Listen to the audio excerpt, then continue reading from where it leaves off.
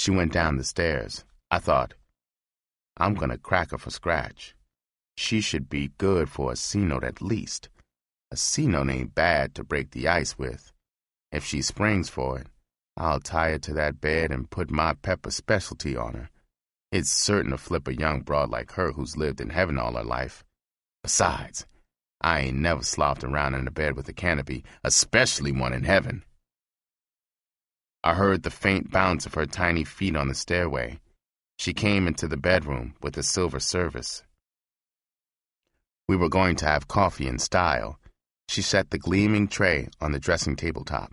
She said, "Blood, pour us a cup. I'm going to get out of these clothes. Then we can chat." I poured two and left them black. I sipped mine. She stepped into a walk-in closet. She stepped out a moment later. All she had on were black panties and the red top of a transparent shorty nightgown. Her small but sculptured bosom straight jutted against the red gauze. She sat on the foot of the bed facing me and crossed her legs. I handed her the cup of black. She said, "So, you're going to stay in town for a while?" I said, "Baby, if I get strong enough encouragement, I'll stay all my life.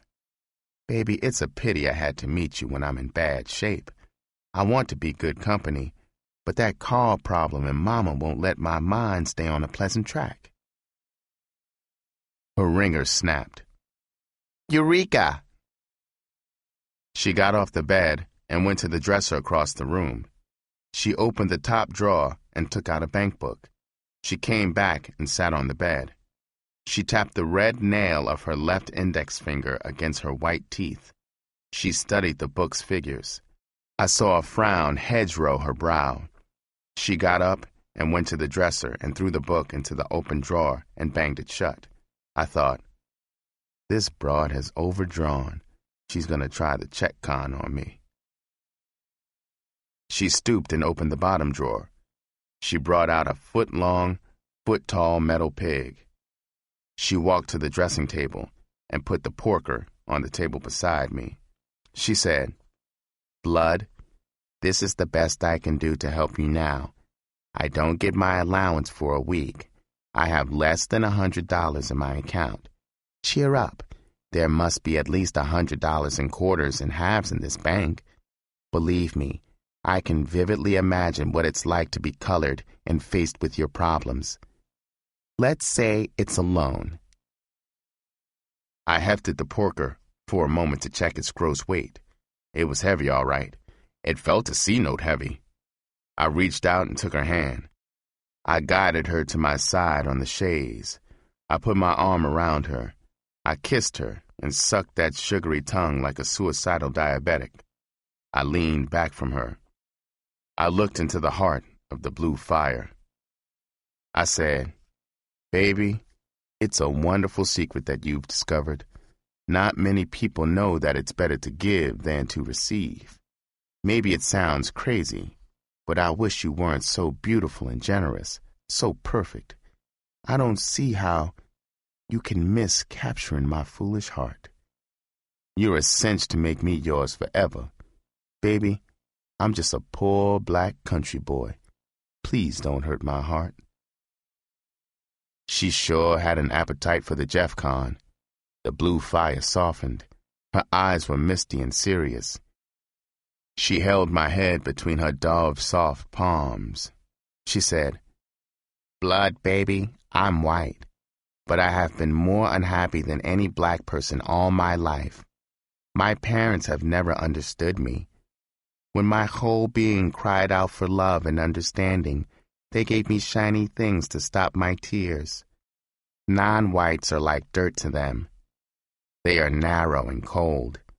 If they found out you had been here, they would disown me before they dropped dead.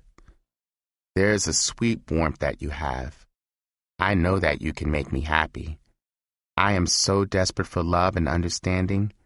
Please give it to me." I said, "Baby, you can dump all your money on the black horse to win. I'm going to win them all for you, beautiful."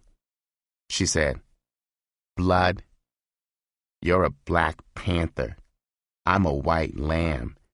I know nothing can stop that black panther from taking the lamb, soul and body. The lamb will bide her time to take the panther. The lamb needs and wants it that way. Now listen carefully, and please catch the clue of my tragedy, so nothing will shock you in my bed.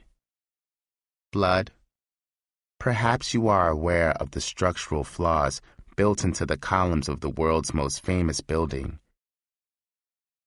It's the Parthenon. The flaw is called entasis. This contrived flaw is necessary so that the fickle human eye only sees perfection. I am a lot like those columns. I am not old, but I am beautiful. My tragedy is that unlike the entasis that gives perfection to the columns, my entasis must be concealed to protect my perfection. Can you understand? I thought, what the hell? So this broad's got a prematurely gray cat? Maybe it's a little off-center. If it's odd, it will be a novelty kick for me. She's so beautiful, the tricks won't notice a tiny irregularity after I've turned her out. I said, Baby Melody, you haven't opened the door to a square. As fine as you are, I wish you had two heads. Now get on your bed on your back. I'm going to make love to you Black Panther style. You got some long towels? She went to the hall linen closet. She gave me 4 long, slender ones.